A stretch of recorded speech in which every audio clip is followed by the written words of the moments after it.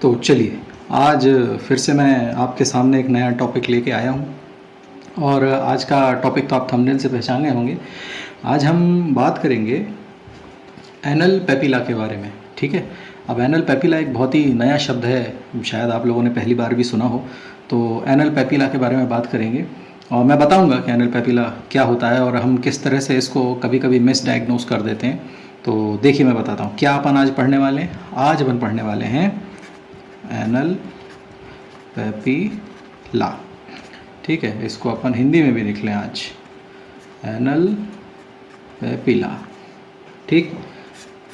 ये एक तरह की डिजीज़ होती है जिसको हम आम तौर पे मतलब पेशेंट्स कभी उनको लगता है वो इसको पाइल्स समझते हैं। ठीक है। तो अब कैसे होता है मैं बताता हूँ। सबसे पहले अपन एक डायग्राम बना लेते हैं, जैसे अपन हमेशा डायग्राम बनाते हैं। मैंने ये चीज़ नोटिस करी है कि मैं जब ऐसे समझाता हूँ तो लोग ज़्यादा पसंद करते हैं, बजाय मैं बोल के समझाऊँ, अपने आप को कैमरे में दिखा के समझाऊँ तो लोग उतना पसंद नहीं करते। इसलिए मैं फिर से यही वीडियो बना रहा हूँ, है ना। इसी तरह से मैं आपको समझाया करूँगा, आपको पसंद है तो मैं ऐसे ही करूँगा। ठीक है। चलो, डायग्राम नंबर 1 डायग्राम बनाते हैं। एनल कैनाल बना लेते हैं। Internal sphincter, external sphincter, internal sphincter, external sphincter. 2 sphincters बन गई। और अपन ये भी बना लेते हैं, है ना। कॉलम्स और मॉर्गैग्नी और क्रिप्ट्स। ठीक है, ये बना लेते हैं।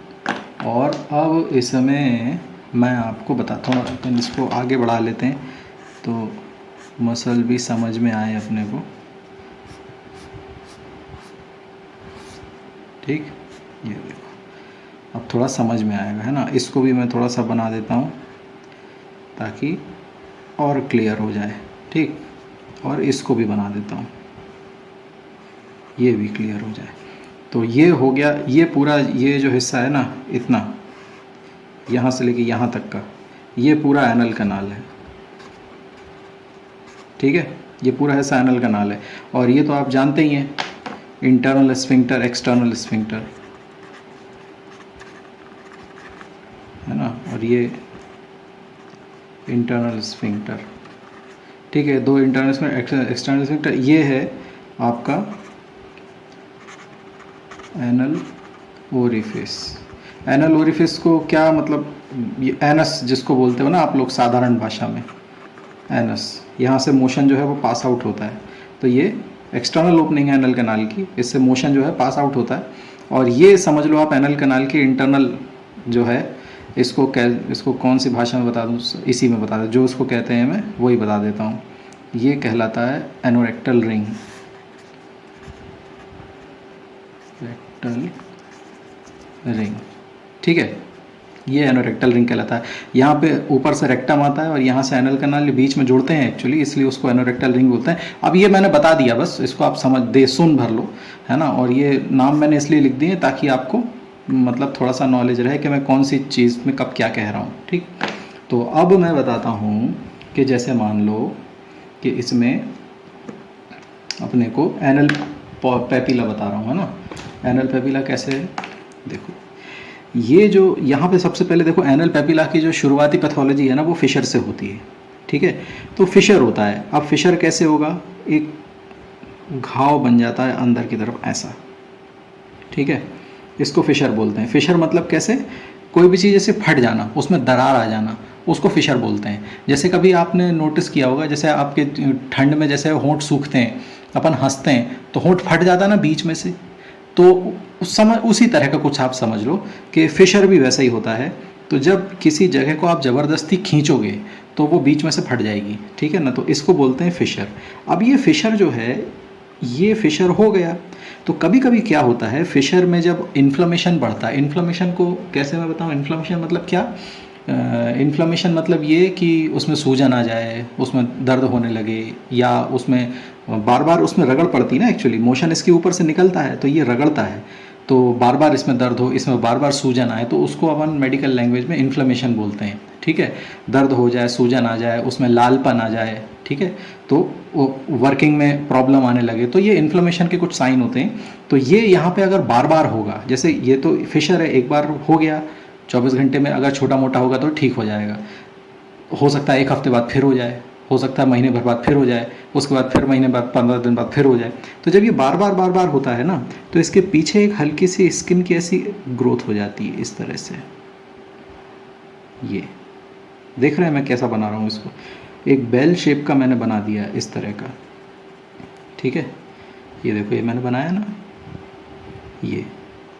ये जो है ना, इसको बोलते हैं एनल पेपिला, ठीक। इसको मैं इसको इसी से लिखूं ताकि अपने को समझ में आए।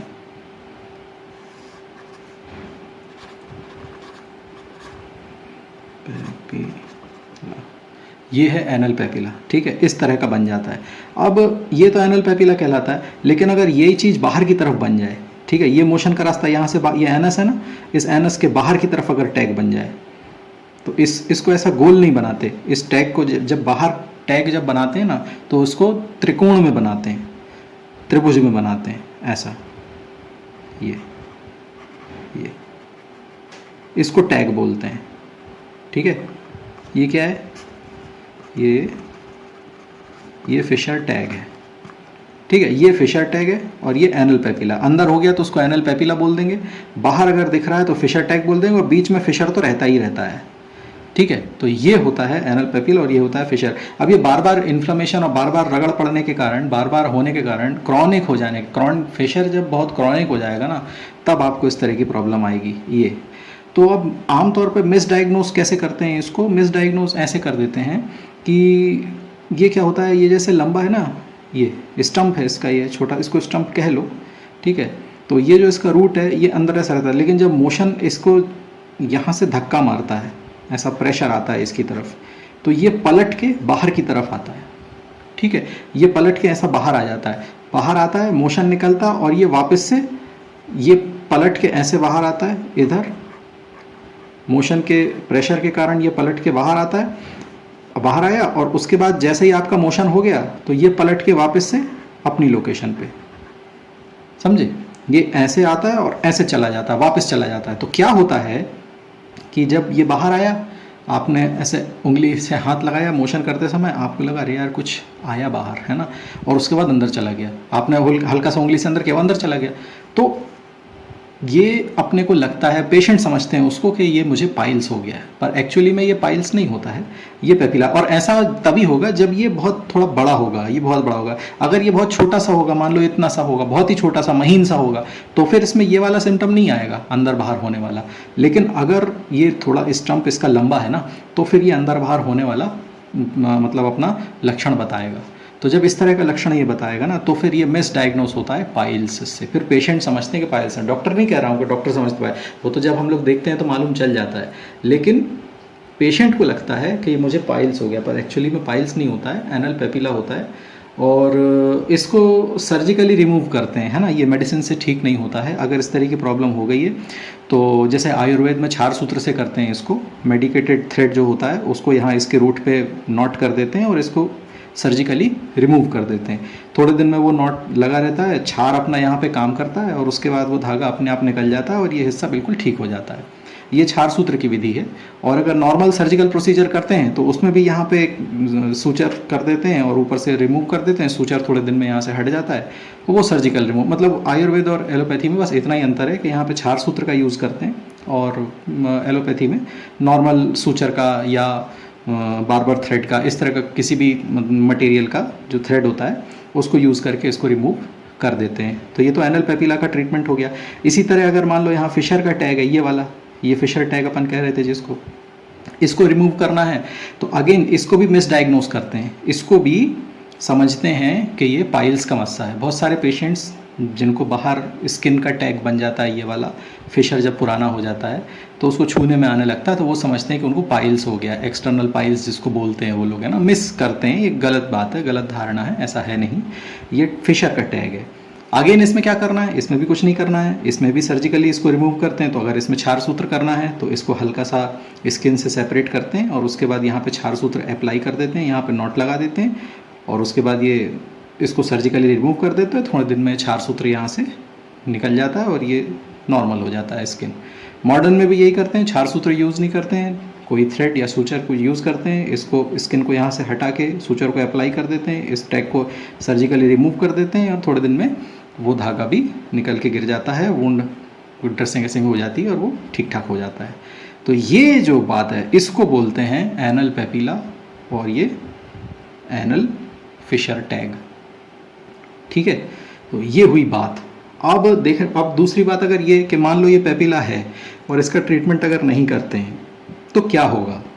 इसका ट्रीटमेंट यदि नहीं करेंगे तो हो सकता है कि बढ़ते बढ़ते बहुत बड़ा भी हो जाए, हो सकता है इसमें से ब्लीडिंग भी होने लगे, और कभी कभी बहुत रेयर केस में ये मतलब मैलिग्नेंट भी, पता नहीं हो सकता है कि नहीं, बहुत कम चांस है, लेकिन ऐसा संभावना तो किसी भी चीज़ की कभी भी रहती है।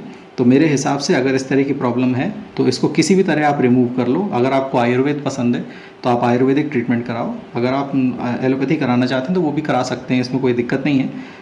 तो अपनी अपनी चॉइस की बात है, किसी को आयुर्वेद पसंद है आयुर्वेद कराता है, किसी को नहीं दूसरा पसंद है तो आप दूसरा भी करा सकते हो। इसमें कोई बहुत विशेष कोई बात नहीं है कि बिल्कुल आयुर्वेद ही कराना ज़रूरी है। नॉर्मल भी कराओगे तो वो भी ठीक है, लेकिन आयुर्वेद जिसको प्रेफर करना है कि भाई नहीं हमको आयुर्वेदिक ही कराना है तो आप आयुर्वेद भी इसमें करा सकते हो। तो ये एनल पेपिला के बारे में स्टोरी थी। अब एनल पेपिला तो मैंने बोल दिया, कुछ लोग एनल पॉलिप भी किसी के दिमाग में आ रहा होगा। तो एनल पॉलिप एक्चुअली क्या है? एनल पॉलिप कुछ नहीं, वो एनल पॉलिप एक अलग चीज़ है। ये पेपिला के बारे में मैंने बताया है ना। अभी क्या कन्फ्यूज, मैंने वो नहीं बता रहा हूँ क्योंकि उससे क्या फिर बहुत ज़्यादा कन्फ्यूजन हो जाएगा, तो वो काम मैं अभी यहाँ पे नहीं बता रहा हूँ। ठीक है, और इसी का अगर मैं तीसरी बता दूं तो इसी फिशर में अगर इन्फेक्शन हो जाए तो फिस्टुला में डेवलप हो जाएगा, जो मैंने पिछले वीडियो में फिस्टुला के बारे में बताया था। तो यहीं पे अगर इन्फेक्शन हो जाए, पस पड़ जाए, तो यहाँ से इन्फेक्शन फैल के इधर कहीं फिस्टुला बनाने लगेगा वो। तो ये इसी तरह से फिस्टुला भी आगे बढ़ जाता है।